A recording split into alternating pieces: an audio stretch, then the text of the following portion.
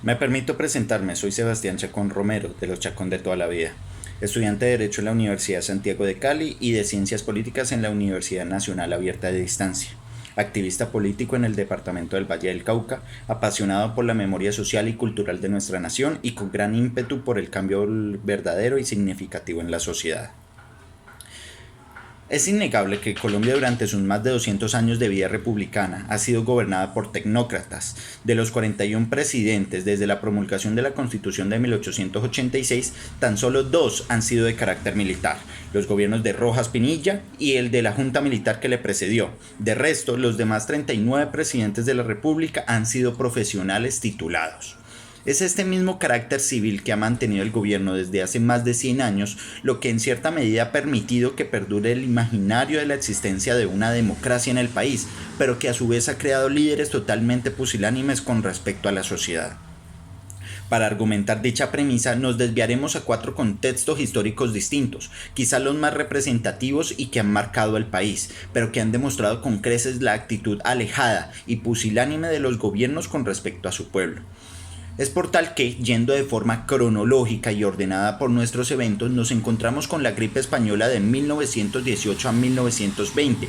Los textos de historia nos hablan de los esfuerzos internacionales por frenar la pandemia e incluso dicha lucha llevó a avances científicos que hoy, 100 años después y enfrentándonos de nuevo a otra pandemia, son absolutamente indispensables para controlar el avance del COVID-19. Sin embargo, si devolvemos nuestra mirada a la gripe española en Colombia, encontramos que el primero en salir huyendo fue el mismo gobierno, pues la respuesta de este no llegó sino hasta ya habiendo sido muy tarde, a tal punto que lo que se denominó como la Junta de Socorros, que fue no más que un grupo de ciudadanos notables y no el Estado, quienes primero reaccionaron para frenar el avance de lo que ya se comenzaba a llamar como el abrazo de Suárez. Y es que este presidente conservador, Marco Fidel Suárez, es el que nos trae esta ocasión, pues de acuerdo con los registros históricos, aparte de no actuar para frenar la pandemia, lo único que hizo este presidente fue encerrarse en la casa de Nariño y aislarse a fin de evitar contagiarse. Durante dicho periodo, en el que Suárez se aisló del resto del mundo, cuentan los reportes que recibía los víveres en la puerta y no permitía el ingreso de nadie, por lo que mientras que en el resto de la ciudad los muertos se agolpaban en las calles mientras la Junta de Socorro intentaba, bajo sus propios medios, menguar el efecto de la pandemia ante los ojos inamovibles del gobierno. Analizado nuestro primer caso, avanzamos 30 años hasta 1948, año en el que la historia de Colombia se divide en dos. No hay Colombia sin el Bogotazo, y al Bogotazo es que nos vamos a referir. El presidente Mariano Ospina Pérez, conservador también, lo primero que hizo fue encerrarse en casa de Nariño, e incluso se dice que estuvo a punto de huir del país ante el caos de la situación, y no fue sino su esposa, doña Berta Hernández Fernández, quien armada con 2 revólveres con pistolera le aseguró que, y cito, más vale un presidente muerto que un presidente fugitivo, cierro comillas, dándole la resolución final al primer mandatario para esperar lo peor dentro del Palacio Presidencial. Empero, ya conocemos la historia y sabemos que aquellos que debieron liberar la revuelta bajo intereses leguleyos le dieron a Ospina Pérez las herramientas políticas, mientras que de las militares se encargaba el general Rojas Pinilla para aplacar la revuelta y traer la calma al país. Por lo que el pusilánime Ospina Pérez, gracias a la decidida e implacable Berta Hernández, logró terminar su mandato al inicio de una de las peores épocas que ha vivido este país, la violencia.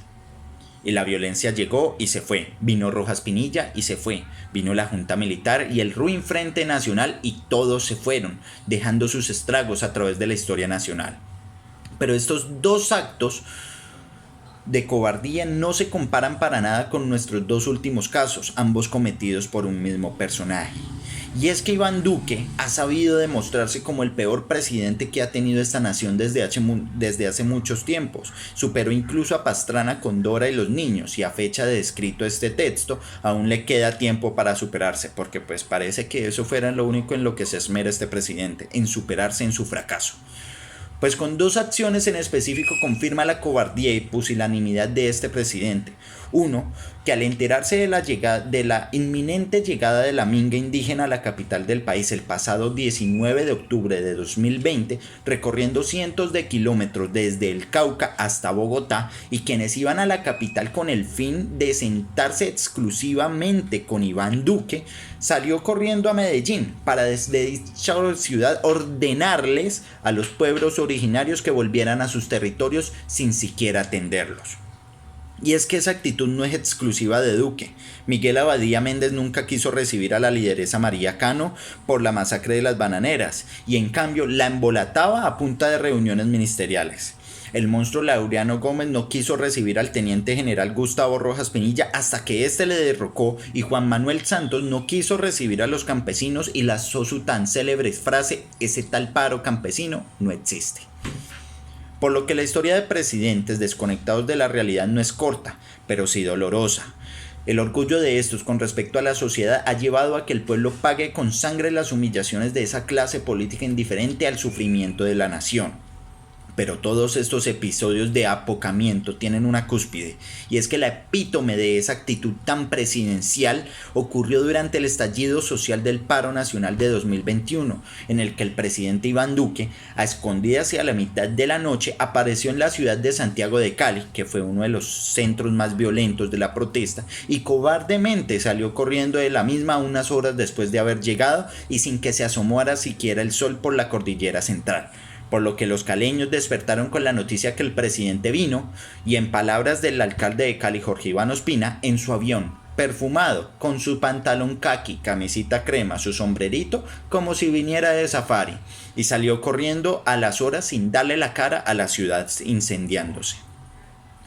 Son estos casos los que nos permiten lanzar varias preguntas. Primero, ¿son acaso desconectados de la realidad todos los presidentes de la nación? Segundo, ¿existe oportunidad de cambiar estas situaciones, evitar que el orgullo de un solo leguleyo no genere tantas situaciones generadas para el pueblo?